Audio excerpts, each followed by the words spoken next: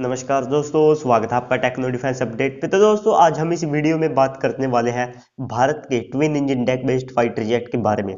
और दोस्तों, इससे रिलेटेड कुछ न्यूज़ भी सामने निकल कर आई है, तो उसके बारे में भी मैं आपको पूरी डिटेल से इस वीडियो में बताने वाला हूं। लेकिन दोस्तों, अगर आपको और बहुत सारी डिफेंस से रिलेटेड वीडियोस चाहिए तो फटाफट से जाकर मैंने डिफेंस एनालिसिस इंडिया का जो चैनल है उसका लिंक डिस्क्रिप्शन में दे दिया है, तो फटाफट से उस चैनल को जाकर सब्सक्राइब कीजिए। और साथ में जो मेरी नेक्स्ट कुछ वीडियोस होगी मैं उस चैनल पर भी अपलोड करने की कोशिश करूंगा। और साथ ही आप फटाफट से जाकर उस चैनल को सब्सक्राइब करके बेल आइकन को भी दबा दीजिएगा, ताकि आपको मेरी और उसकी डिफेंस से रिलेटेड वीडियोस जितनी भी होंगी वे मिलती रहेगी। तो चलिए दोस्तों, अब हम इस वीडियो को शुरू करते हैं। तो दोस्तों, जैसा कि आप सबको पता है कि भारतीय नौसेना ने एक टेंडर जारी कर रखा है, जिसमें जो 57 एयरक्राफ्ट है वे खरीदे जाने हैं, यानी कि 57 एयरक्राफ्ट खरीदे जाने हैं जो कि नेवी के लिए है। और इस टेंडर में मेनली मिग 29 के, राफेल एम और FA-18 सुपर हॉर्नेट शामिल है। लेकिन दोस्तों, जो मिग 29 के है, जो इंडियन एयरफोर्स है, माफ कीजिएगा नेवी है, वो इसकी परफॉर्मेंस से अब इतनी खुश नहीं है। तो ऐसे में इंडियन नेवी अब भी इसका इस्तेमाल तो कर रही है, लेकिन बहुत ज्यादा अपग्रेड्स के बाद वे इसे इस्तेमाल कर रही है। और साथ में अब इस टेंडर में राफेल एम और FA-18 सुपर हॉर्नेट भी आ गए हैं। तो ऐसे में राफेल एम के चांसेस ज्यादा थे, और जो FA-18 सुपर हॉर्नेट है, जो कि नेवी के लिए सबसे बेहतरीन फाइटर जेट माना जाता था, वो भी नेवी को इतना कुछ खास पसंद नहीं आ रहा था।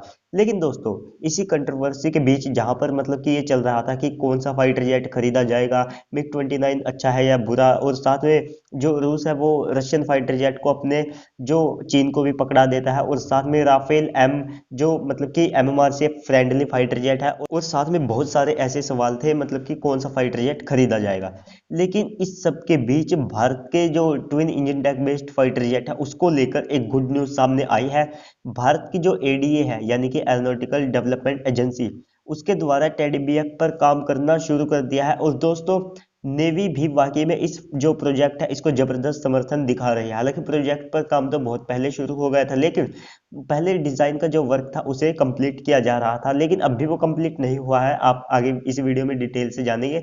लेकिन दोस्तों, अभी भारतीय नौसेना जो मिग 29 के है उनका इस्तेमाल कर रही है, जो कि अगर देखे जाए तो एक तरह से वे पुराने भी हो गए हैं, लेकिन इन्हें 2034 तक रिटायर कर दिया जाएगा। और साथ ही जो इंडियन नेवी है वो 80 से 100 फाइटर जेट खरीदना चाहती है। मैं किन की बात कर रहा हूं? जो Bharat twin engine deck based fighter jet बनाएगा उनको 80 से 100 मतलब की संख्या में खरीदेगी। और साथ में दोस्तों, इससे जो INS विशाल है उसके भी थोड़े थोड़े मतलब कि चांसेस इससे उभर कर आते हैं कि भारत इतने फाइटर जेट इसीलिए खरीदेगा ताकि भारत इतने सारे जो फाइटर जेट है उन्हें INS विशाल पर भी ऑपरेट कर सके। क्योंकि जो 80 से 100 फाइटर जेट की ये संख्या है, जो कि इंडियन नेवी साफ तौर पर ऑफिशियली जता चुकी है, तो ऐसे में इतने सारे फाइटर जेट को दो एयरक्राफ्ट पर मतलब कि ऑपरेट नहीं किया जा सकता है। और साथ में ये मिनिमम संख्या बताई गई है, मैक्सिमम 150 भी क्रॉस कर सकती है। तो ऐसे में INS विशाल के जो मतलब कि चांसेस है वो बहुत ज्यादा और उभर कर आए हैं। तो वहीं पर जो इंडियन एयरफोर्स है वो तेजस कैम के 2 जो वेरिएंट है उसको समर्थन कर रही है, जो कि 2023 में अपनी फर्स्ट फ्लाइट कर लेगा। और जो twin engine deck based fighter jet है वो 2026 में आपको देखने को मिलेगा, और इसकी फर्स्ट फ्लाइट भी उसी समय कर ली जाएगी। साथ ही Bharat twin engine deck based fighter jet से मतलब कि जो इंडियन एयरफोर्स है उसके लिए भी एक वेरिएंट तैयार किया जाएगा, जिसे ओरका कहा जाएगा, यानी कि ओमनीरोल कॉम्बैक्ट एयरक्राफ्ट। तो देखिए दोस्तों, इससे एक कॉन्सेप्ट तो मतलब कि क्लियर हो जाता है कि बहुत से लोगों को डाउट था कि भारतीय नौसेना किसी भी इस तरह के प्रोजेक्ट पर काम नहीं कर रही है। तो दोस्तों, इससे साफ हो जाता है कि भारत अपने आने वाले समय में अपने खुद के जो नेवी के लिए फाइटर जेट है उन्हें बनाएगा, और साथ में ये जल्द से जल्द भी बनकर तैयार होंगे। क्योंकि इस बार ADA है उसने वादा किया है, वो भी मैं आपको लास्ट में बताऊंगा। तो दोस्तों, टेडी BF का जो मैक्सिमम टेक ऑफ वेट होगा वो 24 टन होगा, जबकि जो इंडियन एयरफोर्स है उसके लिए जो अपग्रेड करके या फिर उसका जो हल्का वेरिएंट बनाया जाएगा वो साढ़े मतलब कि 23 टन का होगा।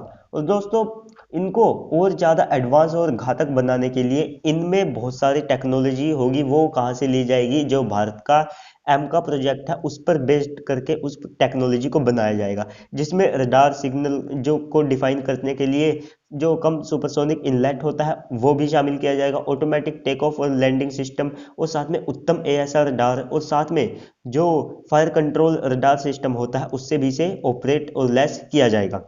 और दोस्तों 2019 में टेडी बीएफ की आपने जो इमेजेस देखी तो वो जो डिजाइन था वो पूरी तरह से कंप्लीट नहीं था। तो ऐसे में 2021 है, इसमें जो twin engine deck based fighter jet है उसका जो एयरफ्रेम का जो डिजाइन है उसे एक तरह से पूरी तरह से कंप्लीट कर लिया जाएगा और साथ में आपको उसी समय उसकी जो इमेजेस है वो भी देखने को मिलेगी।